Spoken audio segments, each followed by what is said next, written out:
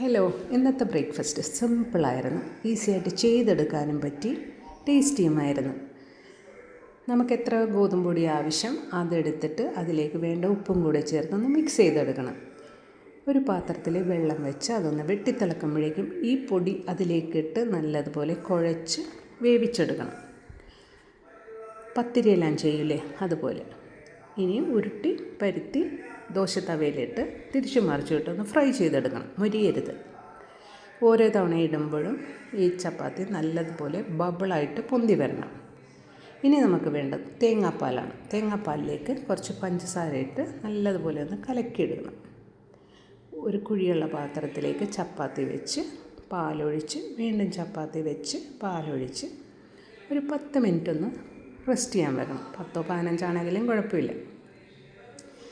10 minute കഴിയുമ്പോഴേക്കും നമ്മുടെ ചപ്പാത്തി നല്ല സോക്കായി ആ പൊന്തി വന്നതൊക്കെ നല്ല സോഫ്റ്റായിട്ട് അലിഞ്ഞ് പോയിട്ടുണ്ടാവും. അപ്പോൾ ഇന്നത്തെ ബ്രേക്ക്ഫാസ്റ്റ് ഒരു കട്ടൻ ചായയുടെ കൂടെയാണ്. ട്രൈ ചെയ്ത് നോക്കൂ. എൻജോയ്.